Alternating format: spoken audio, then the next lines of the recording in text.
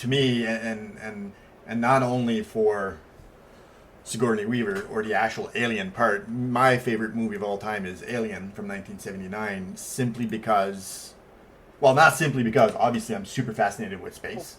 It's a matter of time before we discover an alien race somewhere, and I'm really hoping that it's not going to be like an alien in the movie, and it's going to be a civilized alien race. But back in those days, even though, Sean, you make an absolute great point that in the VR and the CGI and the AI world, that's where the world is going. Acting wise, back in those, and I don't want to say like actors today are not actors, but back in that day, they were actual actors.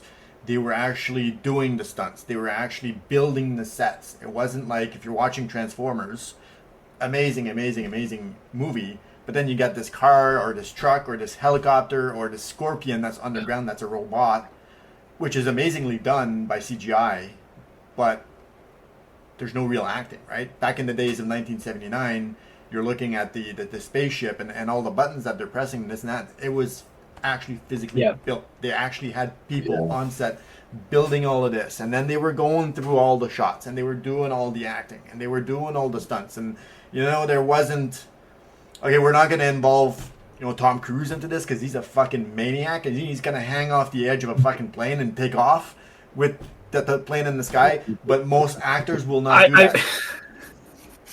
I think he's trying to copy Jackie Chan. He literally did every stunt on his own. Yeah, but Jackie Chan was more into martial arts and karate. Fucking what's his face there? He does fucking like hanging off the side of a fucking huge military plane like that. I get he's tied off, but still, like who would do that in their right mind? He's the only actor that I know of in today's day and age that does all his own stunts, and not only does he do all his own stunts, his stunts are crazy. Back in the day, they did their own stunts, but it wasn't crazy like that. But it was on real sets. Now, besides Tom Cruise, anybody you see in a movie hanging off the side of a plane, it's all CGI. It's all done by computers. Yeah. It's done in front of a green screen, and that's why personally I love all the classics. You'd catch me watching a 1970s movie prior to me being born, way before a newer one. The last one I watched the other day was Tremors from 1980. It was 5 years before I was born. God. But Tremors is such a classic movie, and it's pure acting. And they had to build the monsters and this and that. Like, obviously, there's some computer work in that, but most of it is pure acting. Jason and the Argonauts. That was an old classic, a child classic of mine. Never heard of that. That's going to be up. Yeah, back then, like, there was a bit of CGI, but the fact was it was made out of models. So back then they had to move bit by every minute as they were going along. Right. And if you look at that, you're thinking, what the hell is this? But back then, there was not much CGI. They literally had to work with little models with people and that lot. Like Who Framed Roger Rabbit, where the cartoons in real life where they had to work together. Yeah. Right. That was a lot of work. But go back onto the space thing that you said there was so much to explore. There's a movie out there called Life with Ryan Reynolds in it. I don't want to spoil it because it is a literally fascinating movie. So basically, it's a group of scientists who go to Mars, try to get a bit of soil to see if there's any plant life. They bring it back to the ship, and basically, they actually do find life, which I don't want to spoil it because it is an interesting film and it could be true. That way, try to explore Mars and that lot. It's one of those films you've got to watch. I think I must watch too is the TV series The Expanse for space. I absolutely love that. I just binge watched it the past month and a half there. I binge watched all 6 seasons, and they're 42-minute episodes, and holy man, I don't know, I freaking devoured that whole series. It was freaking amazing. It was really well done. Is it just, like, I've never watched it, so is it just, like, on a spacecraft, like Star Trek wise, or did they actually land on planets and... Oh no, they land on planets, like, not to spoil anything, but it's there's a Republic of Earth, the Republic of Mars, and then these people called Belters. But the Belters live on the asteroid belt in between, is it Saturn or Jupiter? There's a big ass asteroid belt, so they mine those belts to bring water to Mars, kind of thing. And Mars is its own public, and Mars and Earth are always in war, kind of thing. Mars. The whole purpose of Mars was to terraform it so they can have keep life on it without having to live inside those buildings. The Belters can't go on Earth without having some sort of injection that helps rebuild their muscles because they're born in 0 G's, right? Zero gravity. So as soon as they hit Earth, their lungs collapse and their bones just they're so brittle because they're not used to that kind of thing. And it's like it's futuristic because it's in I think it's a couple hundred years from now kind of thing. And you know they had some people live on spaceships to be able to work on those belts and whatnot. And they end up finding this thing. It's a living thing. They call it the protomolecule. It's the first alien thing that they find that's actually alive, and it's not like an alien. It just looks like goop and stuff like that. And then it's a really cool show. I'd totally recommend to watch it if you're into space kind of thing. Yeah, interesting. It's called The Expanse. The Expanse. I will write a message on that right now because I will forget it. The Expanse. Back on the idea of movies though as well though you can look at something that without CGI and without AI, look at something like Elf. I don't know if you guys have seen Elf with Will Ferrell. They had to use different perspectives in order to be able to make Buddy, Will Ferrell, so much bigger than everybody else, which was called forced perspective. That's how they utilized the different cameras and sequences to be able to. None of that was CGI. None of that was. And I believe they filmed in Vancouver, at the arena in Vancouver. Yeah, filming took place in New York City as well as Vancouver, Riverview Hospital in British Columbia. Huh. Forced perspective to exaggerate the size of Buddy compared to all the other elves. Slow motion animated was employed to certain sequences. So no CGI, no like I said, today's movies, like if you're watching like the Meg 2, it's awesome to see. If you're watching, even way back in the day, some of my favorites, Jurassic Park, all the new Jurassic World Dominions, all those movies, they're awesome. It's just it's actors running in front of a green screen, and then everything else is put in afterwards. It'd be very interesting to see from start to finish. Let's say the Meg 2.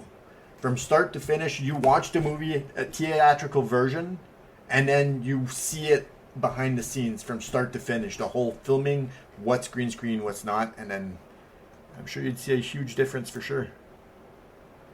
It was like what's his name, Jensen Atkins. He went to play in The Boys, and in one role he had to play. He literally spent hours at end, into the gym to get himself buffed up and that lot. And he went to see the producer and says. The producer went, "Why have you done that for?" "Well, because you want me to play his part." "Well, get you a suit to fit into." Yeah. And he literally was gobsmacked and said, "I worked out for this role and all that." And they're saying, "Oh, you just put a suit on to make yourself look bigger." He was wounded. Yeah, but that's what it was back then. A lot of actors had to lose weight or gain weight or build muscle or lose muscle to be able to do these roles. And now it's just, yeah, man, you don't have a six-pack? Don't worry about it. We'll add it with a computer. You'll look good once we're done with you. Yeah, like 300. That 300. I prefer my you. What do you mean a six pack? You pay him on. I prefer my kegger. All right, so let's switch to movie number 2 on our list, which is this is slow as hell for whatever reason, but it still loads. Sounds like a you problem. It's just when I want to share my screen. Everything else moves perfect. The voices are perfect. The cameras are perfect. Yeah, but it's and when I share the screen, I can see perfectly. But when I click on the share screen button, I don't know. It wasn't like that before. All right, so let's watch Saw 10, which is being released September 29th, 2023.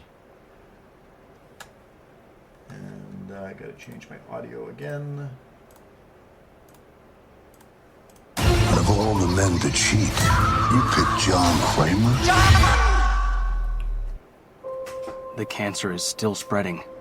I'm afraid there's nothing else we can do. There is one person who might be able to help. Our program is a two-pronged treatment outside Mexico City. The results have been stunning. She saved my life. You're in very good hands with us. After that, what happens then?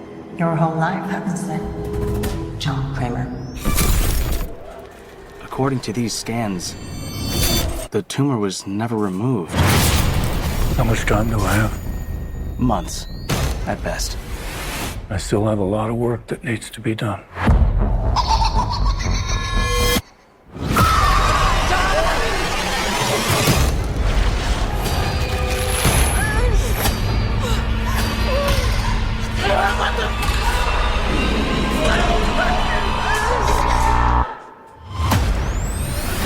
Hello, everyone. It's time to play a game. You all pretended to cure me, but what I have planned for each of you is very real. Peace came upon me. No light, no sound. The only thing I have not provided is your anesthetic. But trust me, you will want to remain alert.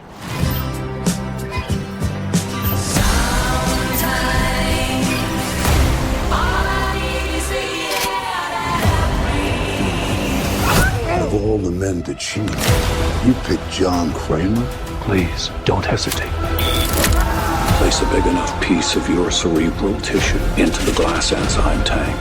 This will save your life. So sleep, silent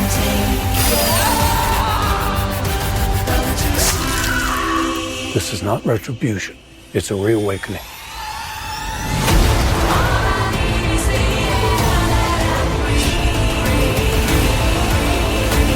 Live or die. The choice is yours.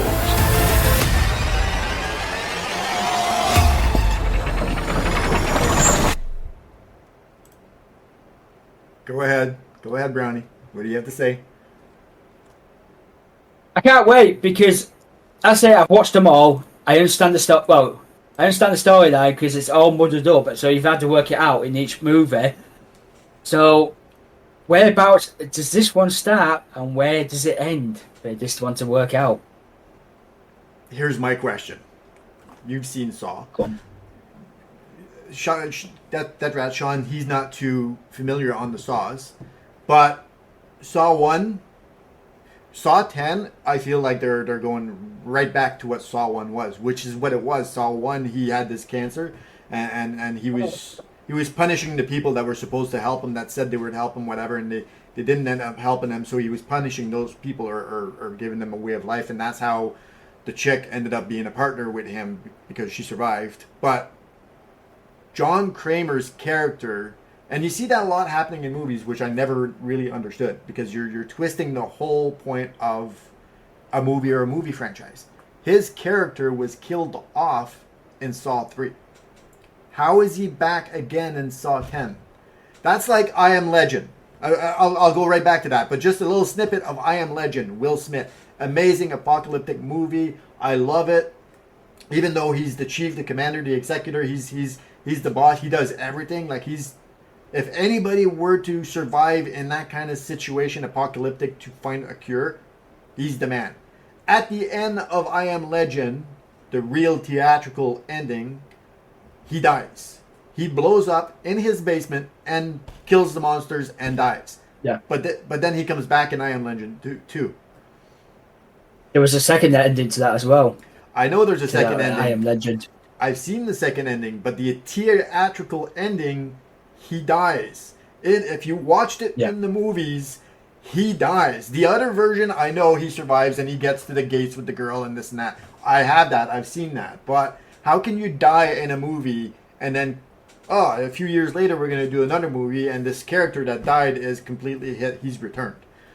Back on Saw. Right. Okay, in Saw, the very first one, that's not how it all started. That is not how it started. So basically, you ever seen Pulp Fiction where it's doing different type of stories, then they muddle into each one? It's kind of like that. So you've got to watch them all and figure out how it started, which one was the beginning, which one's the middle, Where does this one go? It all works out, and basically the storyline, it was so good how they put it together and laid it out in different ways. It was good. Yes, he does die, but as like I said, where was this before or after? Is this like 2 years before it all started? Yeah, I'm buying what you're selling. Yeah, this one, it could be a storyline of prior to him being killed off, and But like he's an engineer. He builds it in that lot. So the second one, it was in the house, if I remember rightly. yeah.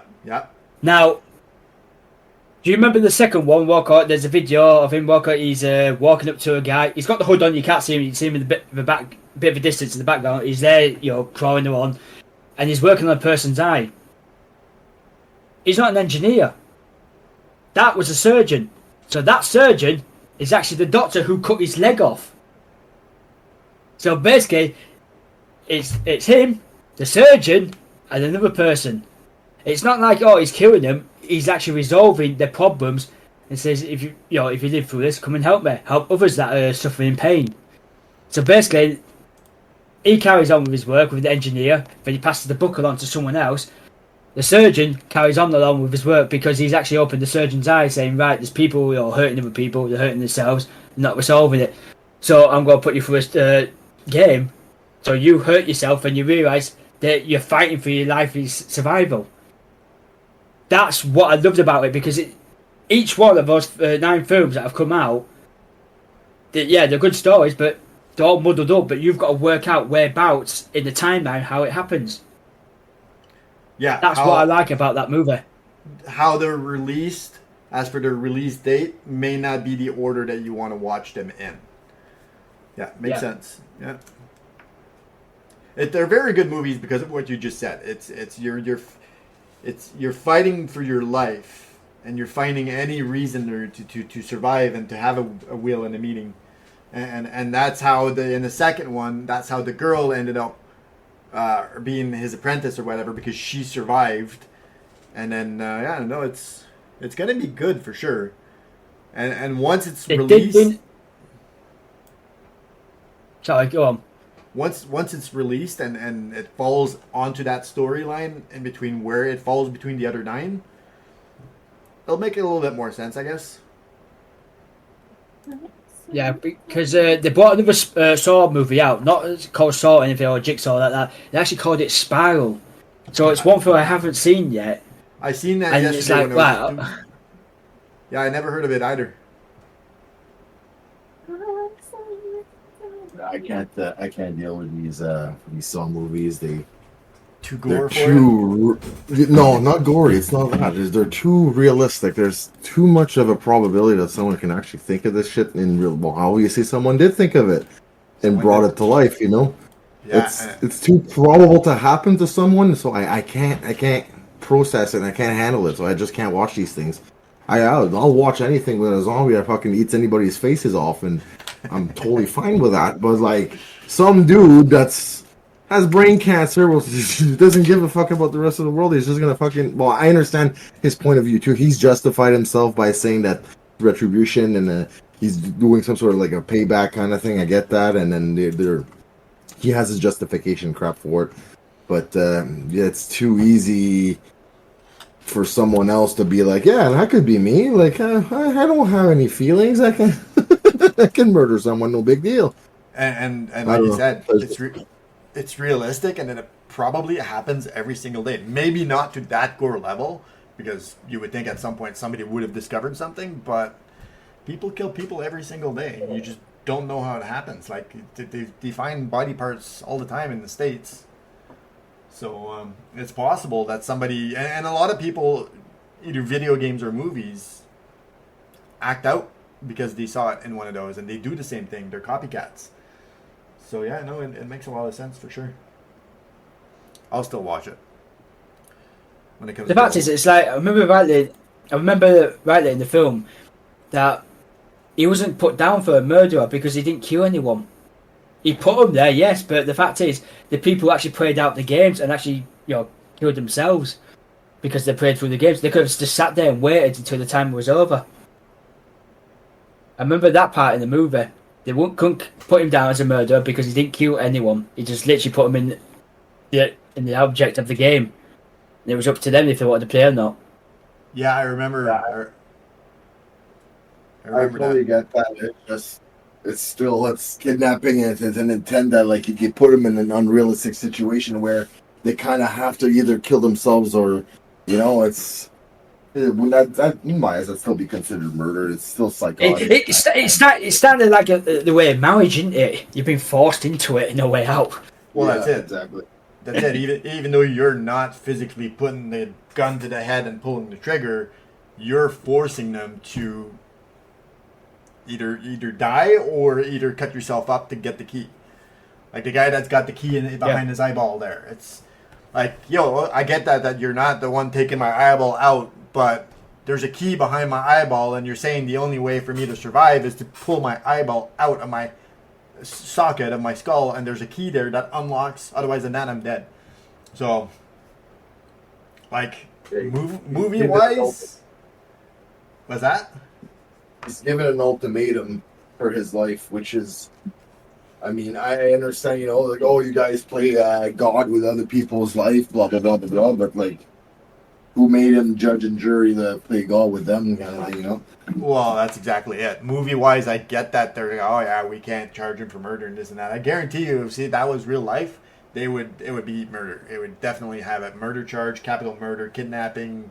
There's so many laws that I probably can't state, but there's laws that you can't do certain things to a human body, and he would be charged with all that shit. But absolutely, they've actually opened an escape room down London. I saw. It's like it mentioned it. Had stacking everyone. All my friends are like, "You want to go down London? Try this out." It's like, no, no, I don't want. No. Yeah. Wait till something bad happens. Somebody doesn't get out, and somebody dies, and then they get sued. And yeah, no, not for me either. So the big one that Brownie's got some ideas about, we want to talk a little bit about the news and something that I was dumbfounded about when I heard the first report about this, and I read up on the news, and then I read up more on the information about it and understand how it's possible. So the big one on the news a few days ago was that the U.S. military was asking the public's help in finding a $100 million F-35 fighter jet. So Brownie, you had a question on that one?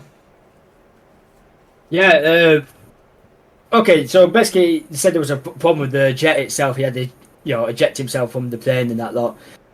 And they said it took him nearly 24 hours to find it. Mm-hmm. Now with the high tech, equipment of a plane like that, what you say, 100 million, and all the software and the satellites and all that, you're saying we couldn't find it straight away. They pinpoint it out. We've got to rely on computers. Back in our days, we had to use maths like, okay, this is the projectile, this is how fast it was going, this is where it landed, we could find it straight away. Now we've got to rely on the computer, but it took us 24 hours to find it. Anything could have happened in that 24 hours. It's like, oh, a plane crashed here, let's take parts out of it. Try sell it on eBay, or try, terrorists or something, stupid like that. I'm talking crap here now, but there's no way you can say £100 million but just disappeared like that for 24 hours. Well, especially not something that has that kind of high-tech tracking system in it, and everything that beeps in there is coming back to headquarters to say what kind of state it's in. It's not probable.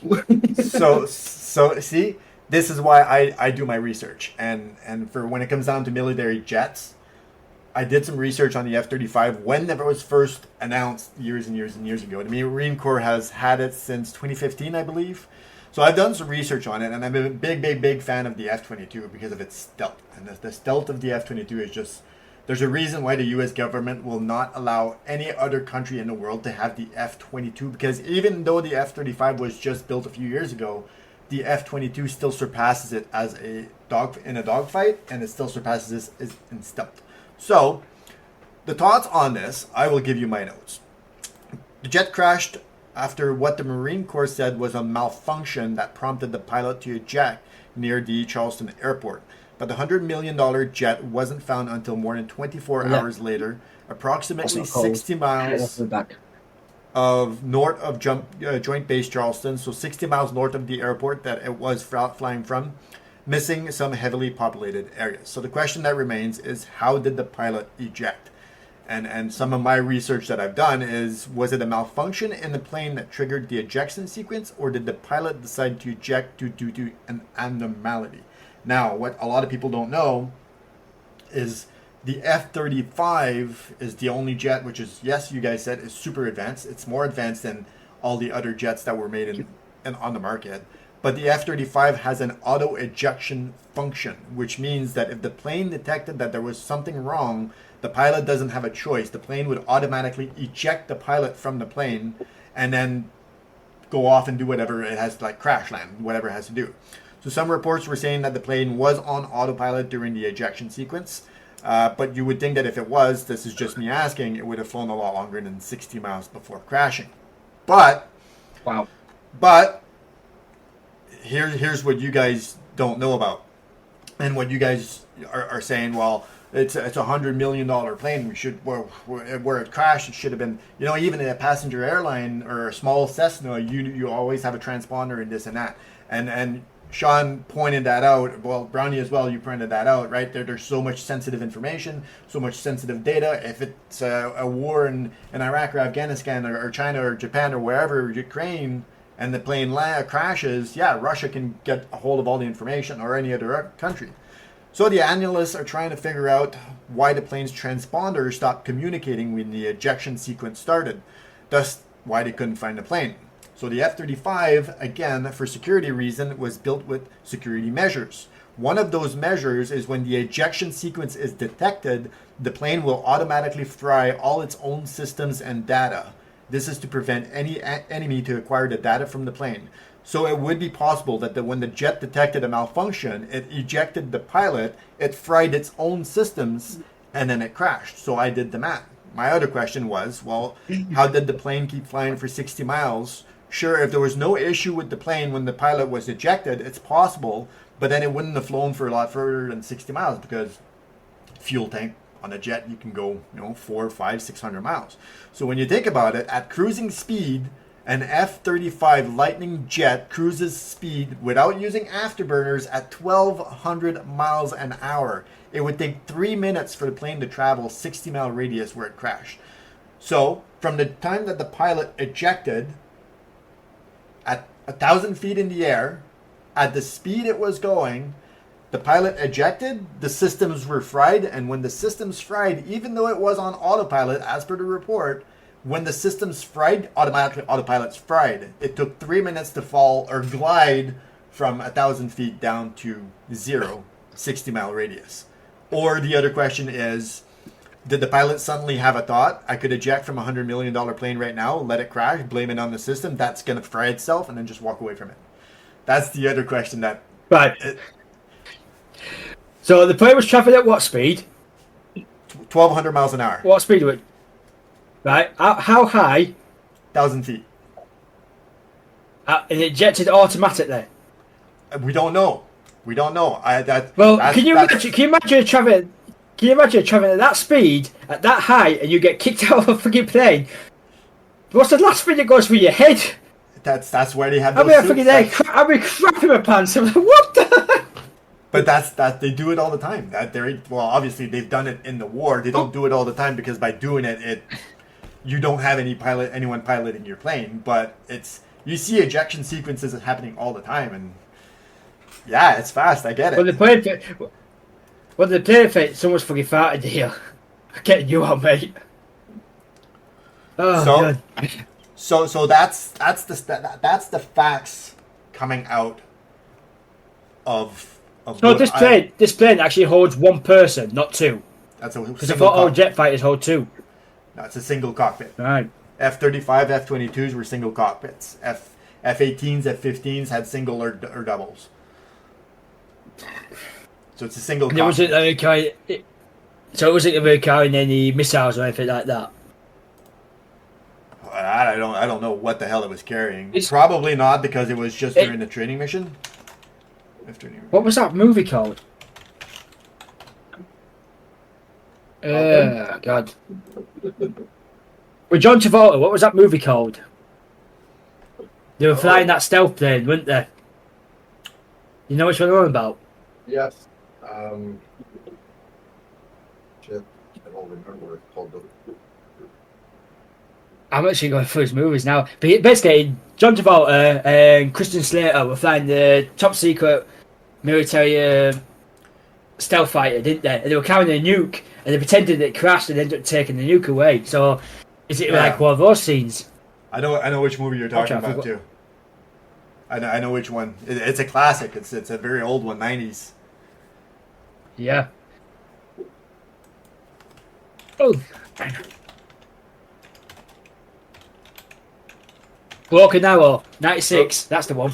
Broken Arrow. Yeah. Oh, Broken, yes. Yeah, that was a real good movie. Times. Yeah. But back, did nothing like that happened then.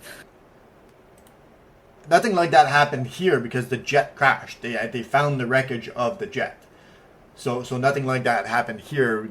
The only question that surpasses everybody's mind is why? Why did the pilot eject, or did the plane detect an abnormality and ejected the pilot automatically? And then if there some sort of, because if the plane is equipped with an auto ejection function, automatically it ejected the pilot because it detected an abnormality. And on top of that, the plane has a security measure that when it detects an in an ejection sequence, it fries its own systems. So even if they discovered a black box, what are they going to find? They're never going to be able to find if it was an auto ejection sequence, if it was ejected manually, or what, because by security measures, it fried everything. Everything in that jet is fried and is not able to be used. So who knows? The only person that knows is the pilot himself. Now, I'm going to play the 911 call that the F-35 pilot did. He crashed, he parachuted into somebody's backyard, and they called 911. And a lot of people are saying that there's controversy in how he's acting and how he's talking, and he's just saying like, I don't know where the plane is, or this and that. So I'm just gonna slowly share my screen. Babe, pizza's here. Can you imagine him just dropping down? Yeah, pretty much. Browser audio and F-35 crash and okay. Got a pilot. No, actually, it was right where it was. I guess we got a pilot at our house, and he says he got ejected. So he ejected from the plane. So we just see if we could get some ambulance, please. I'm sorry, what happened? We got a pilot in the house, and I guess he landed in my backyard, and we were trying to see if we could get a ambulance to the house, please. How far did he fall? 2,000? I was at 2,000 feet. Ma'am, said when? I'm a pilot in the military aircraft, and I ejected, so I just rode a parachute down to the ground. We had a military jet crash. I'm the pilot. We need to get rescue rolling. I'm not sure where the airplane is. It's funny how he didn't. So that's quite stunning. Back. Go ahead. He didn't name himself. He didn't say his unit number. He didn't say any of those things. He just said, "Yeah, I'm a pilot." Yeah. So, but is that? I'm actually shit. I'm trying to response. What happened? Are you guys high right now? Yeah, but exactly right. It's not something you get every day. But did the guy not name himself or his squadron or anything else because of security measures? Like, I'm not part of the military, but I'm sure that there's a protocol that they have to follow. But would you not think that you're going to call your base? Because military have their own MPs. They have their own medics. There is a protocol in the fire. The protocol isn't to call 911 on that fucking local state. You would have had a contact info to reach out if something like that happens. It's not. You would think for sure. Out to some of this other video that we have from the search site itself there. So the pilot, he said he was 47 years old. He reported feeling okay after falling what he estimated was 2,000 feet. He said only his back hurt. The resident who made the initial 911 call said the pilot looked fine. That's an old pilot, too. You heard it. I'm not sure where the airplane is. It would have crash landed somewhere. I ejected. Later in the call, he made another plea for medical help as well. He says, can you please send an ambulance? So the Marines have described the pilot as an experienced aviator with decades of experience in the cockpit. We don't know his identity. We only know his age at the moment. Remember, the F-35 crashed Sunday after a malfunction prompted the pilot to eject over Charleston and land in the residential backyard not far from Charleston International Airport. Now, the fighter jet, which the Marine Corps said was at an altitude of only about 1,000 feet, kept flying for 60 miles until it crashed in a rural area near Indiantown, South Carolina, and it took more than a day to locate the wreckage and the debris field. So the Marine Corps said Thursday that a feature on fighter jets intended to protect pilots in emergencies could explain how the F-35 managed to continue its travels for somewhere up of 60 miles. They said that while it's unclear why the jet kept flying, flight control software would have worked to keep it steady if there were no longer a pilot's hands on the controls.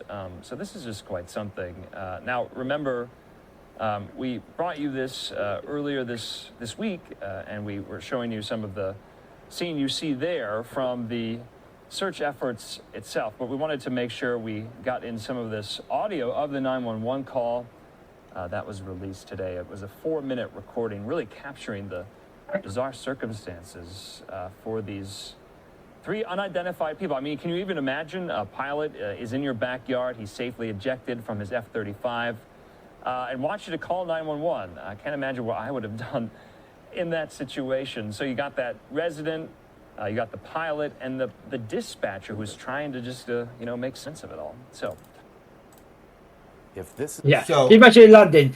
It'd be landing in someone's backyard. Where am I? You're in the wrong neighborhood, lad.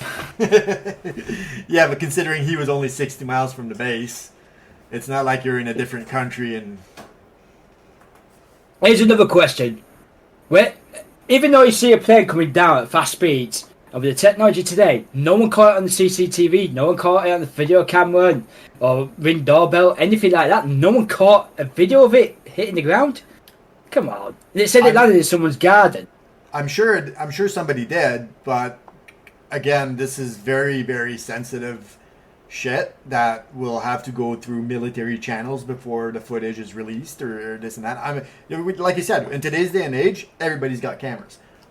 Where I live, in the area I live, I've got 4 cameras just alone outside my... So it's guaranteed that people have cameras. F-35. Not just that. Brownie, you live in the UK, right? Isn't there cameras almost at every corners of streets and stuff like that that watches literally everything? Yeah, everyone's got a Ring doorbell these days now. People got CCTV outside the house, their own protection. There's cameras pretty much on every street corner that's recording every bit of road for the police operatives, the fire brigade, and ambulances. It's like I can go on the web now and put down the motorway live traffic, and I can check the motorway on the live feeds on the motorway to see how bad the motorway is before I travel out. Or if you want to check the seaside live camera, there'll be a camera there spotting one certain spot for 24 hours so people can check the area out. So yeah, there's no way that anyone says, oh, we haven't caught it on CCTV. Someone has caught it. Like you said, the government have actually put a stamp down saying, no, you can't show that. Yeah, so that's my opinion. I'm looking at one picture. It's not very zoomed out. It's a pretty close-up shot, and it's all trees and bushes. So it's possible it crashed in an area where there was no housing or houses at all. It was still 60 miles from the airport. But you would think that as soon as they discovered that the pilot ejected and there was a unmanned plane that was either flying or about to crash, I'm pretty sure military would have personnel at everybody's doorstep knocking, asking for cameras, and before anybody would even think to do something like that. I don't know. Now, I'm 10 minutes from the airport. It's not an actual official, people where they land to get off the planes and that. It's a small airport where people take the planes out for a flight.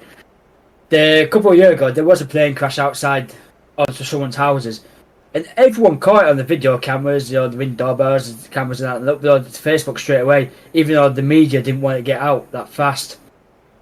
It was so basically, like you said, the military, the government are doing a silent crackdown on it. So this is farms. So I'll share this with you guys. This is the actual crash site where the F-35 U.S. Marine Corps crashed. No audio in that one. Right, good, because it's not the one that I've just watched. I can't stop laughing at. So it would have came in from the other end. Obviously, the debris has been collected already. So it's all farmland. So I don't know too many farmers that actually have cameras. Yeah, I gotta say, I keep forgetting you Americans have big gardens. Well, See, our garden isn't that big. We're Canadian. We're not American. So you got to learn the difference between the two, Canadians and Americans. Yeah. See, you see that in the background? See that? That's a Canadian leaf, bud. Yeah, it's like I look at my back garden, I can see right into next door's house, and we're nowhere near joined. It's like close your curtains. Yeah, I mean, that's my backyard too. Yeah, exactly. It depends where you live. Like I'm looking outside and I see my neighbor's backyard too.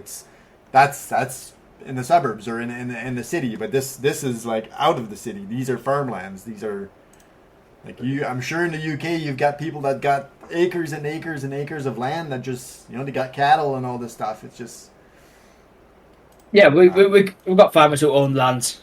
We've got one farmer who refused to move his house so they could build a motorway. So what they did is build the motorway round his house and just carried on. It still stands there today, and someone still owns it. They refused to move out of that house. So basically, they've got a set of motorway which splits up and goes round the house. I've seen a lot of that. Yeah. Well, he didn't want to sell. It's his choice. So on the last piece of news that we have is Apple finally announcing the brand new iPhone, and it finally changed the Lightning port.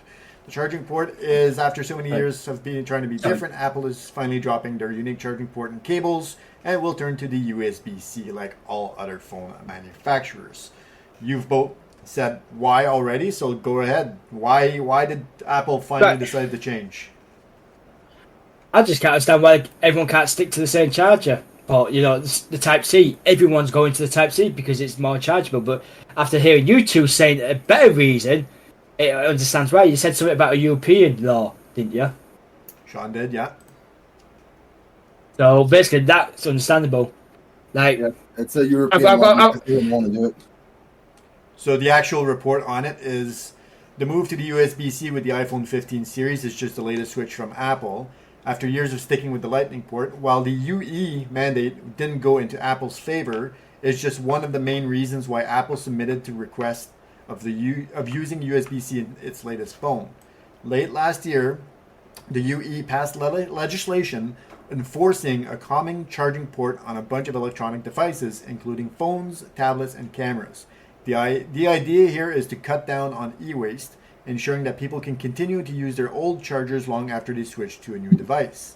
The deadline for adopting the USB-C differs depending on the device, with laptops being given up until 2026 to comply. However, Apple has until the end of 2024 to comply with the new smartphone rules.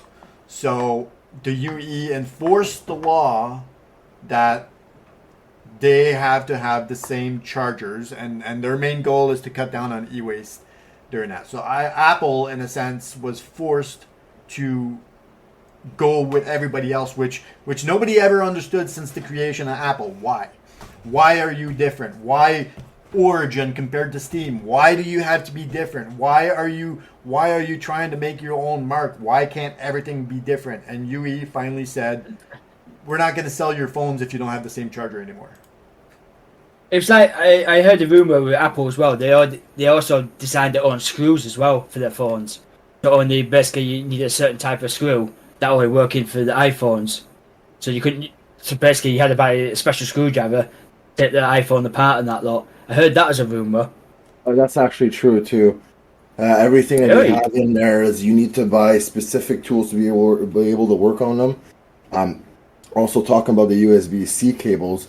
On the lower models, not the I think it's Max that they call the iPhone whatever they have the Ultra for the Samsung. So on the lower models, the USB-C charges slower but on the max level.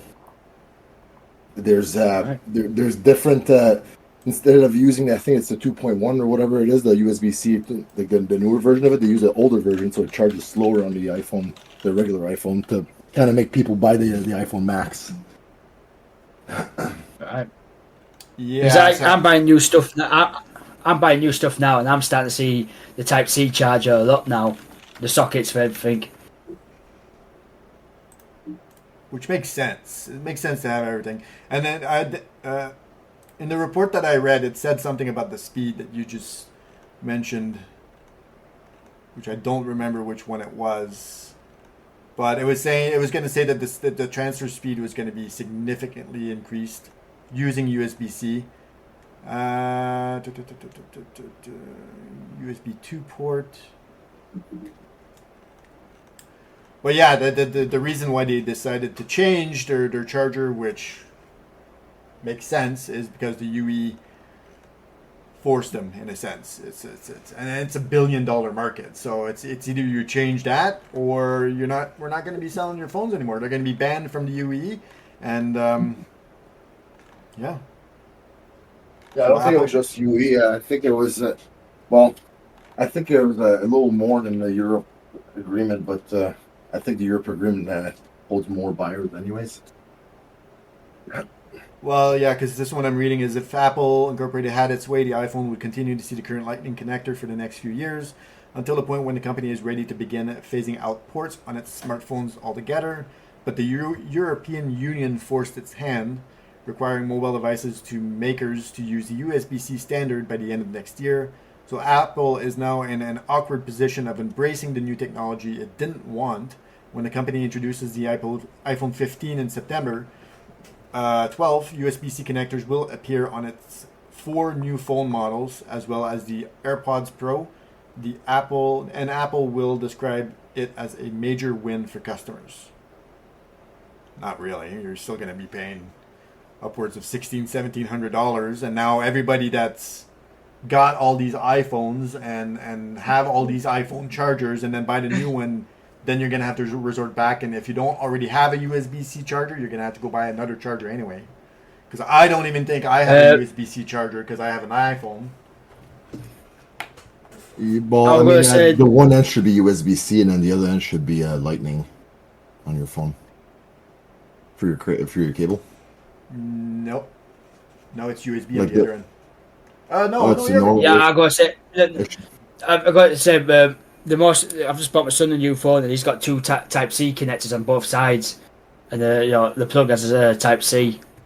Yeah, so that, as I say, that's a new thing now.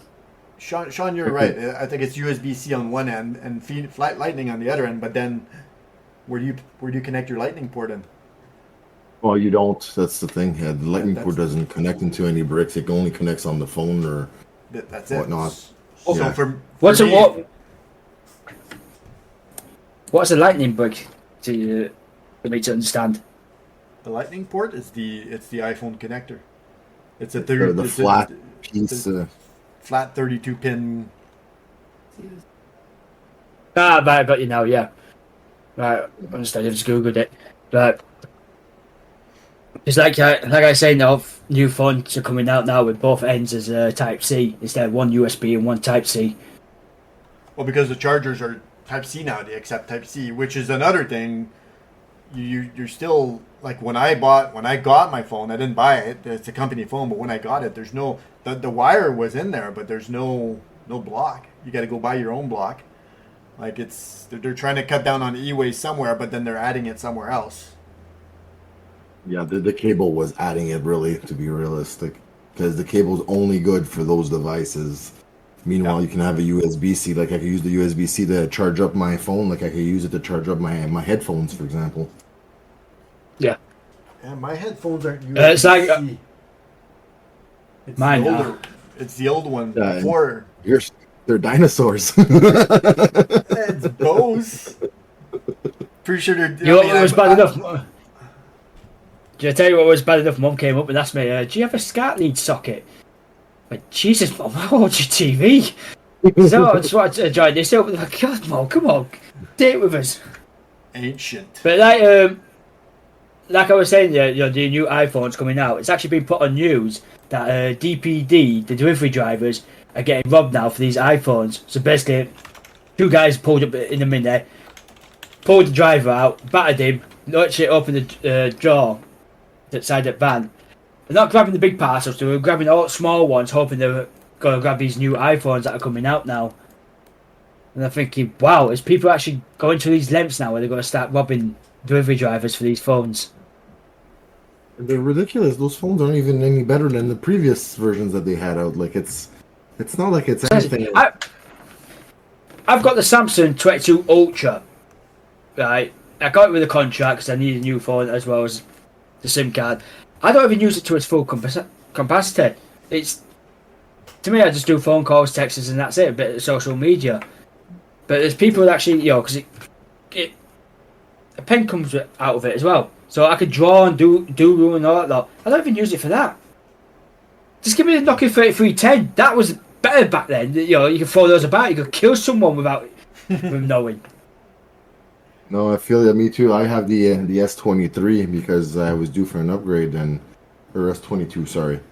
And I use it for. I like the upgraded cameras because for my job it helps a lot for my advertising purpose and all that kind of stuff. But other than that, I don't need any of the fancy other crap. I will say the camera on those phones are brilliant because my mate had a new iPhone and I literally bought this phone.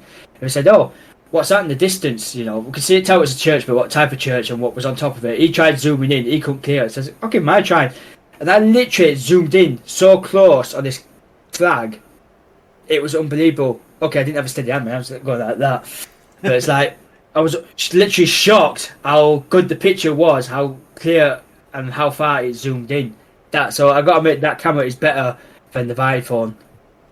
And that's how they justify their sales. And honestly, I have the iPhone 13, and the camera isn't that good, honestly. But that's how they're changing all these models. And like Sean said, what's really changed?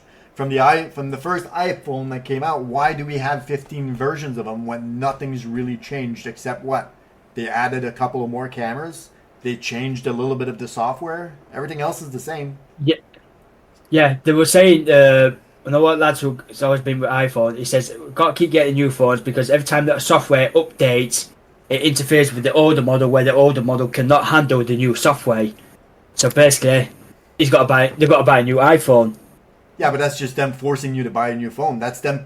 That's job security. We're gonna send an update out. It's a security update. Everybody needs that. Oh, unfortunately, your phone does not support the update, and it's gonna stop working because the update. And then they put a bug. The update, they put a bug in your phone, and then your phone starts acting up, and be like, oh well, now I need to go buy a new phone. You see, my wife got me an iPhone when it first came out, and I didn't really like it because I had to sign into everything. Oh, if you want to use this app, you've got to sign up for it. Put your email address up and all that. Oh, you want to use this thing, you've got to sign up for Apple. And I'm thinking, this is crap. I'd rather go back to the Android. Just sign up for one thing, and everything was already done for you. Yeah, I'm a Samsung guy all the way, 100%. I just got the iPhone because that's what the boss picked up. But yeah, on their new charger though, that's gonna be pretty cool. Finally, people are going to be able to charge. But then anything further on, then it's going to waste out all the original chargers. Yeah, you can't say it works. Have you got a charger for this? No, I don't. It's well, all the chargers are bloody same now, so you do have one here or you don't. That's exactly it. But in order to be able to say that line, you got to go out and buy that $1,600, $1,700 phone. Otherwise than that, it's still, you've got an iPhone charger here, or I wouldn't pay $1,600 for a phone. That's just me. But some people, they got to keep up with technology and they want to follow and go from there.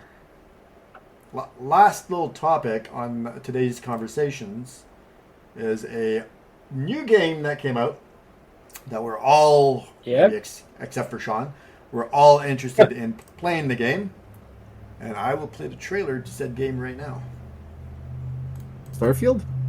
Yeah. Are you crazy? Nope. I've been I fucking that game for the past 3 Humanity weeks. has always hunted for knowledge in the unknown.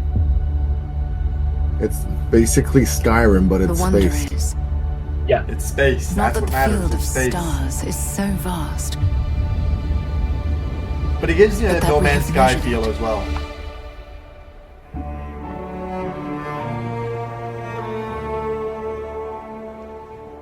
There's so many glitches in that game. Oh, yeah? Oh yeah. Yeah. It's not worth It's $100. It's typical best setup production stuff there. Bethesda, whatever. We're all here because we're committed to the biggest question of all. What's out there? I would like to know what's Space. out there. Yeah.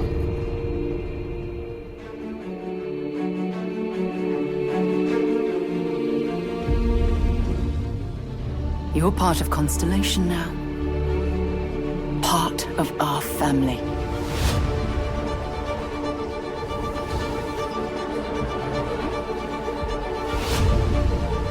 We do not fully understand all that is at work here. No finer group in the stars to be unraveling this mystery. Mission based? I'll follow you from here on out, Captain. Grab jump is ready. I love this part.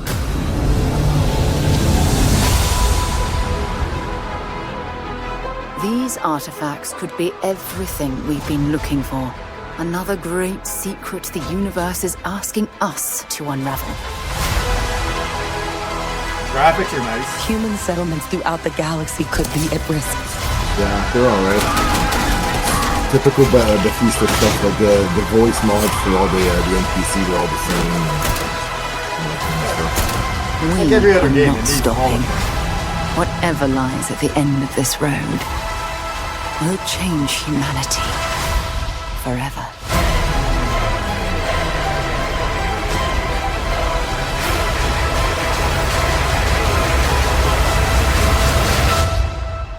This is where we belong.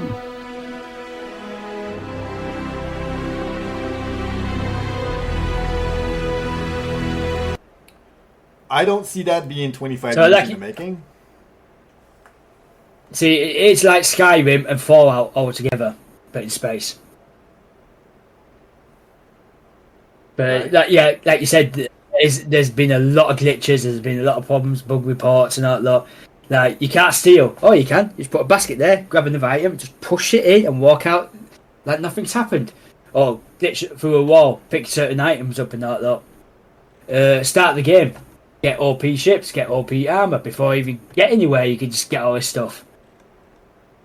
But there is one concept that I do like is the ship building. I have seen so many videos where people have been building all sorts, like the Star Destroyer from Star Wars, the Zoidrod from the Power Rangers movie, where they built the big robot. It's unbelievable what people have been building, and it's like this game does look good, but the fact is, spending that kind of type of money for a game where it's buggy as hell. It was like what was that other game that was bad? The space one. I can't remember what it's called now. Cyberpunk? No. You actually started. It's a bit similar to that. There were so many bugs that they had to get it all fixed. Everyone complaining, then they bought it out, but a better day game. I can't not remember its name. I'll find it. No Man's Sky? No. No Man's Sky. Well, No Man's Sky There was there was bugs, yeah, but the people didn't see the game for what it was supposed to be. Yeah, there was a lot of bugs and a lot of issues with the game, but yeah, they fixed a lot with the updates. And then No Man's Sky is one of, like, it's one of, I want to say one of my best games I've ever played. And I showed Sean once when he came over. I showed him my planet, and there's a lot of grind, and I haven't played. I want to see when's the last time I played No Man's Sky. It came out in 2016. And it's still going for £50. I haven't played since 2021. February 2021 is the last time I played. I've got 213 hours on the game. And the reason why I haven't played since is because, but Sean made a great argument when he was here and he explained that. it took me so long to progress in the game, and the ultimate goal that what you're trying to do is find a planet where you can survive. You can build a base, you can survive, and it's not going to have any toxins. So you're looking for an Earth-like planet that you're going to be able to survive on. And so I found one, and it took me a couple of 100 hours to find one. I've got my S-class freighter, I've got my S-class ships, I've got my live ships, I've got my whole army and everything. And then when Sean had come over and I was showing him the game, I landed at my base, and then all of a sudden my planet was poisonous. I didn't have the Earth-like planet that I had anymore. I didn't have what I spent a couple of hundred hours looking to find. And there's trillions and trillions and trillions of galaxies that you can travel within to actually get to the core.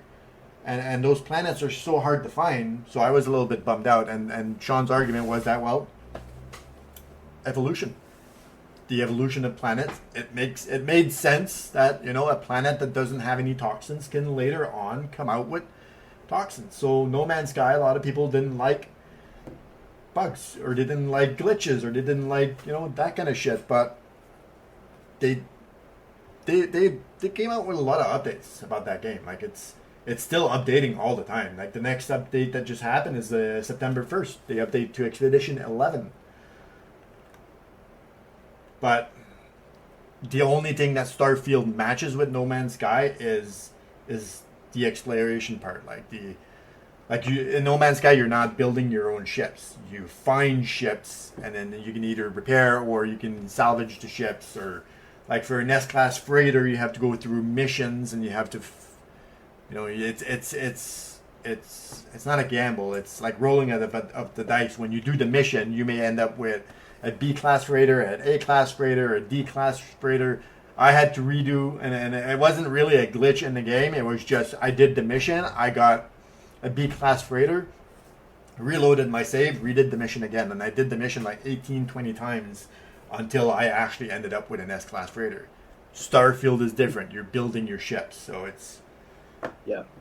What I did like about in Starfield is where some people actually did videos like, you've got to search every person because they might have like a notebook on them saying about something which be added as an objective or a side quest. If you don't get it that time, you won't get it at all, where it might be something important, which I thought that was a good idea. So basically you got to search all dead bodies, search every locker and that lot to just find it, little side quests, which I think that's a good idea, that. And it gives you something to do in game too, rather than just explore space.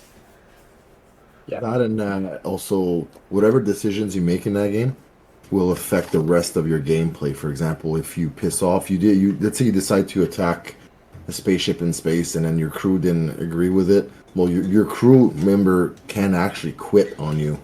Really? Wow. That's one of the videos I've seen from that game too. And I was like, so if it's a really good crew member, for example, they have like the best gunnership points or whatever available, they can actually physically quit your crew and you're not able to rehire them after that, and then you're stuck trying to find somebody else. Well, that's interesting. So it gives that kind of realistic aspect to it too, which is pretty cool. That's interesting. It'd be interesting to try for sure. Like if it comes on sale, we're probably all going to be buying it. But like I said, Canadian right now, wish list Starfield is $89.99. So that's $90 for a game that everybody says is buggy and needs some polishing. And what game is really worth $100 though? Nothing. Like I don't know. Way overpriced. To switch it over, it's pretty average price for a new game for that size too. But there's a lot of room for improvement in it for sure. I wouldn't pay $90 for a game. Personally, I have trouble paying. I've got games on my wish list that are $30 and I don't even want to pay for them. Like Occupy Mars, I've wanted that game. Yeah. It's all positive. I'm such a huge fan of space and Mars, and I signed up to be a colonist on Mars. It's $32.50. I'm gonna wait till it comes on sale. I'm that cheap. Sunken Land's gonna be interesting, but we can talk about that afterwards. Brownie and I, we can talk about Phasmophobia a little bit, especially Brownie, you got more hours in the new update that I have. Sean, unfortunately, doesn't really play Phasmophobia, but Don't start giving me all this crap about I've got more hours in that lot. You guys stop playing. So I had to look for little kids in that lot who join groups. we didn't stop playing. You just, by the time that I come home and it's time for me to be able to play, it's like 11 o'clock midnight for you. So you started playing with all these kids, your new friends that Ian and I call, and you betrayed us, and you went to go play with all these people while I was still at work. Do you know what it's like? Join a random game and you got some kids screaming down the microphone. Yeah, it's like, why am I playing this? I don't, because I don't betray my friends. Oh. He knows something. He knows something. but my thoughts on what I have so far, because I don't have a lot of experience on the new update. Even though before the update, I think I finished off at level 1,400 and something. I was pretty high, but I did do a lot of grinding. The new update makes it a lot more entertaining, a lot more challenging. A lot more challenging to be able to find. It's not just a question of, all right, here's my EMF reader, here's my book, I'm just gonna go find a room. You find a room, you drop all your shit down, and then you wait for the ghost, which is awesome, because when I leveled up a lot, I started playing with 2 evidences rather than 3, and then I switched it to 1 evidence rather than 2, and it makes you, for me, I was doing it for myself to be able to learn the ghosts and how the ghosts act, and to be able to determine which ghost it was prior to just drop all your shit on the ground and just wait for the evidence, and the evidence will tell you which ghost. Now, with the new update, people that didn't do what I did are fucked. They're screwed to the balls, because now the ghost does not give the evidence that it did before. It's not as just plop everything on the ground and wait for the ghost to do something. You actually have to listen to cues, and you have to pay attention to what the ghost is actually doing in the house in order to be able to get these evidences. So they made it. There's a lot more. There's a lot more, like you said, you've got to walk in, you've got to listen to how fast or slow it's walking, interacting, the noises, and all. It's like a poltergeist. If you think it's a poltergeist, you've got to put everything on the ground, so if it starts moving a lot of stuff, it's a poltergeist. One of them was like, if it walks through a dot machine, if you take a photo of it and it disappears straight away, it's a phantom. It's like, I'm learning all this stuff and thinking, they've changed a lot here, and it's like, yeah. So most of the devices don't even work. But that wasn't the Phantom. Like the Phantom. Like the cold breath. Yeah, the cold breath's one. But hold on, let's go back on the Phantom one. You said take a picture through the dots machine. It was take a picture regardless.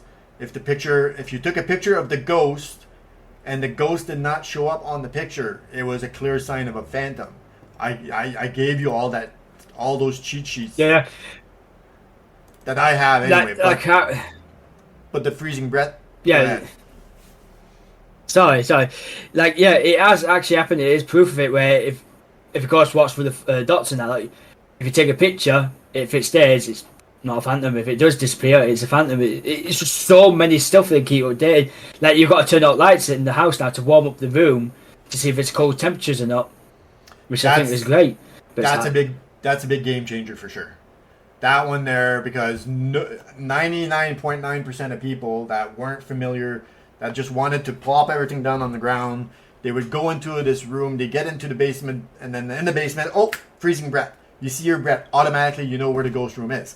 All right, let's plop down the EMF, the book, the dots machine, plop everything down there. Now, they changed that where if the lights are off in the room, automatically you're always going to get freezing breath. So now you've got to use that thermometer, but then at the same time, that contradicts the spirit box. If the lights are off in the room, the spirit box won't work. So there's a lot of more things that you have to take in consideration now. John, let me give you an idea, and let me give you some professional help here. If Combo's ever got his hands on the voodoo doll, get out the fucking house. This son of a bitch grabbed it and killed me straight off in the sound. No, I did it by accident. It's like, bull. That was a fluke, and I wish I really wish I would have recorded that. We were in what, Tanglewood? We were in Tanglewood Drive. Yeah, in the Sound. No, we're in the Sound. we was in the sound when it happened. Was it? I thought it was. Yeah, I was in the basement with Ian. We were in the sound. I was down in the basement with Ian.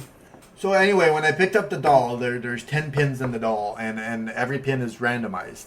If you push a pin in the arm, it's gonna cause an interaction in either the room or close around to the room where the ghost is, and you're gonna be like, okay, well, I just heard a cup being moved over here, so to go towards that way, and then you push another pin, this and that. There's one pin, and like I said, it's all randomized. I did not plan anything. The one pin that goes right through the heart is automatically, when that pin goes through the heart, it automatically starts a hunt and it kills someone. When I grabbed that doll and I pushed a pin in, I was anticipating another pin than the heart. The heart pin went in there and automatically started a hunt. And if we were in the asylum, which I don't fully remember, I was in the chapel where the doll would have been, and you guys were in the basement, and Johnny died. It says, "Oops, I'm hitting the heart." The next one, "Oh shit, it's coming for me." Yeah, I honestly, I didn't think that the heart pin would have been the first pin to go in. I thought that, what, we're gonna give you a little bit of a leeway. We're gonna push one pin, but if you do it again, now there's a chance it's gonna be the heart pin. But no, the first one was the heart pin, which was really, really funny to it was funny on my end anyway. You didn't lose anything. I added all the stuff anyway, so. I tell you what makes it more of a challenging as well is when you're playing VR. Because when you're playing on the PC model, you're just looking at it. On VR, you've got so many sounds coming through the headset, and you're looking around, and you're literally in the game, and that's what's terrifying.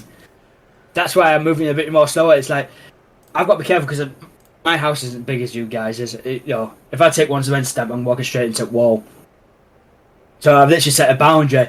But it's like Kel's behind me laughing her head off. My wife and that. Look, she's laughing her head off because she doesn't understand what I'm going through. I can hear noises and that. Look, I hide in the wardrobe thinking, "Am I safe here?" I'm holding for dear life, going like that. Just shaking my hands. It's like, why are you shaking? You're playing VR here. Sean, didn't you try VR as well? I tried the VR version. The only issue is I get VR sickness, so motion sickness. The one time I've tried it was because he was hosting it, and my friend was hosting it off of his laptop, and I was rubber banding like crazy, and I was just I couldn't handle it. Yeah, that's not good. But it is definitely a huge game changer when you play VR versus keyboard and mouse, because you actually gotta move around and kind of physically look. It's it has a different feel to it too, for sure. I believe that. I literally let Ian have a go on the VR and I said, "Do you want to try Fastens?" Went, "No, I'm checking out of that one, mate." Playing that one. It's got to be more scary for sure because, like you said, it's immersive and you are in the game itself. But it's not for everyone. I feel like VR, you're a lot slower. You have a big disadvantage because you're a lot slower, and even opening a door with a mouse is easy. You just click and you hold and you walk. Yeah. Rather than with VR, you actually have to hold on to the handle or whatever and push it open, and it's a lot different. I've never tried it. I can't say I when I used to press the video camera down. So Brownie's put the camera down facing one way. So basically, I had to get used to that. I thought I put it down in the direction facing the door or something like that. I was literally facing towards the wall. So there is improvements and there is improvements with the VR. Which is another thing in the new update with the cameras is the Ghost can now move your cameras. So if you put your camera on the ground and you think that it's facing the right direction, the Ghost can actually move your camera around, which is a nuisance altogether. But it makes sense at the same time. If the Ghost can interact with everything in the house, why not your own objects as well or items? Well, the built 3 different type of stands out. The third one, which is the top for tier 3. You can point it down, which it can't move it, but also you can move your camera. So you can press your camera down, go back to your caravan, and you can literally rotate the camera how you want to look. Nice. It's a shame that, like some people said, it's a shame you can't lift it up and down. Look up and down at 360 or instead of just left and right. That'll change. They'll come up with enough enough people asking for it, they'll put it in. Not the tier 1 items, yeah, very hard to work with, but there is ways to work around it. Like the thermostat, you've literally got to stay in the room with it to actually see if it goes up and down. The dots machine is a little laser pen, so you've got to find out the best place to put it down with the camera. Tier 2 is basically what we started off with. You've worked with the best, so you know how it all works. Now the tier 3 is OP items. Literally the dot machine, it literally lights up the whole room, it moves around and that lot.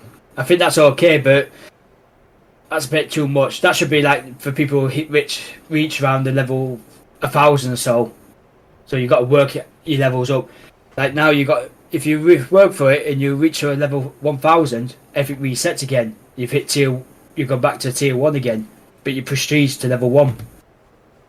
Yeah. Which, it's hard work. I think that is a bit of a downside. Hopefully it doesn't reset our characters again, because I don't want to grind like I did before, but never know, they might redo it. They might do. I was hoping for a new map. I thought they were. You know, with all the talking that. They were talking about new maps. Yeah, maybe they're working on it. Maybe they just didn't have time to squeeze it into the update 10 or update whatever it was. I don't remember what it was called. Not 10. Didn't they add something new to it? A session, major